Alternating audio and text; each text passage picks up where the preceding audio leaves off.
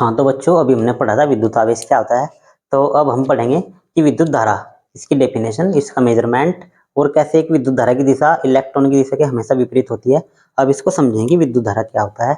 ये एग्जाम के लिए भी काफी इंपॉर्टेंट है। तो विद्युत धारा किसी चालक किसी चालक किसी चालक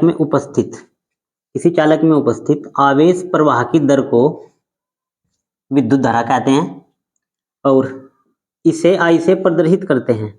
इसका मात्रक एम्पियर होता है, और यह एक अदिश राशि होती है।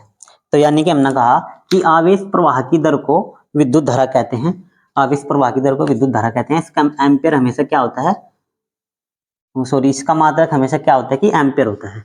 और विद्युत धारा का फॉर्मूला क्या होगा, विद्युत धारा बराबर प्रवाहित आवेश बटे समय, यानी कि कितने समय में कितने आवेश प्रवाह हो रहे हैं, इसको विद्युत धारा कहते हैं।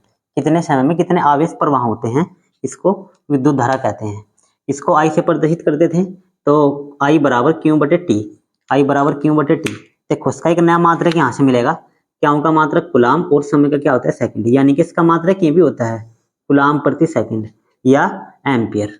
ठीक है। और यहाँ से एक फॉर्मूला और बनेगा, आई बराबर, हमने क्यों का फॉर्मूला आवेश में पढ़ा था, क्यों बराबर क्या होता था एन ए और बटे टी। इसका एक नया ये भी फॉर्मूला होता है। अब हम समझेंगे कि एक एम्पियर की परिभाषा क्या होती है। एक एम्पियर की परिभाषा, ये भी एग्जाम के लिए काफी इंपॉर्टेंट है, तो इसको भी समझेंगे क्या होता है।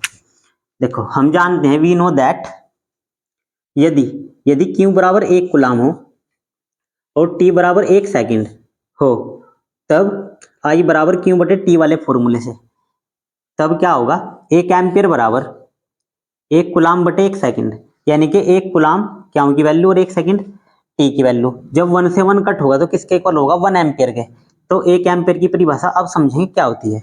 इस प्रकार, जब किसी चालक में 1 सेकंड में 1 कूलाम आवेश प्रवाहित हो तो उसमें प्रवाहित होने वाली विद्युत धारा 1 एम्पियर होगी। ठीक है। यानी कि अगर किसी चालक में 1 सेकंड में 1 कूलाम आवेश प्रवाहित हो तो उसमें प्रवाहित होने वाली धारा भी 1 एम्पियर होगी। अब इसका मेजरमेंट क्या होता है, यानी कि विद्युत धारा का मापन कैसे करते हैं, इसको मेजर कैसे करते हैं। तो एक सर्किट के द्वारा समझेंगे इसको। ये होता है हमारा एमीटर, यानी कि विद्युत धारा को एमीटर में मेजर करते हैं। एमीटर एक यंत्र होता है, इसका दूसरा नाम एम्पियर मीटर भी होता है।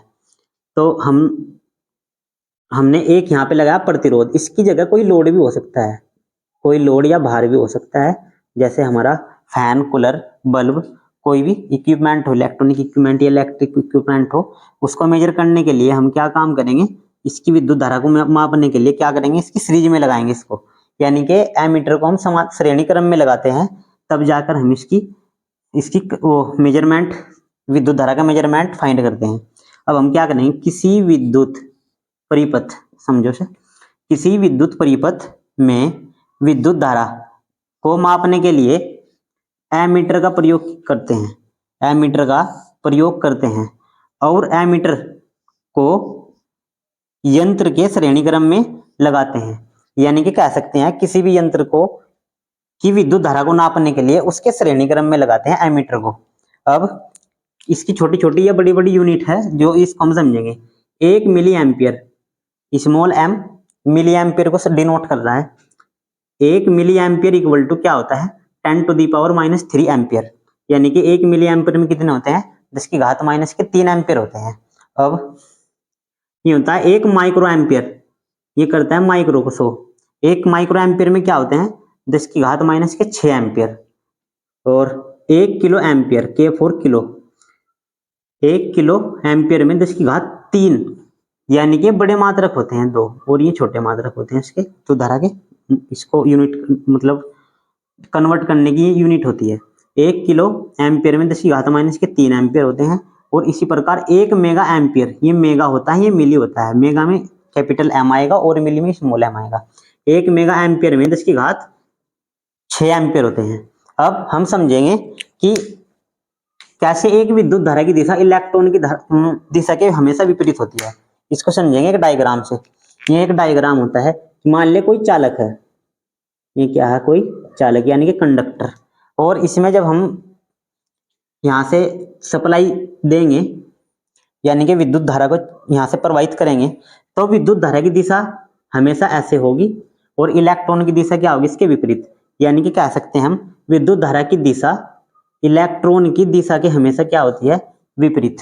तो ये विद्युत धारा वाला टॉपिक था। इसके बाद हम समझेंगे विद्युत वोल्टेज यानी कि विद्युत विभवांतर क्या होता है, और इसको कैसे मेजर करते हैं, इसकी यूनिट, इसकी इकाई और इसका फॉर्मूला क्या होता है, इसको समझेंगे इस टॉपिक के बाद।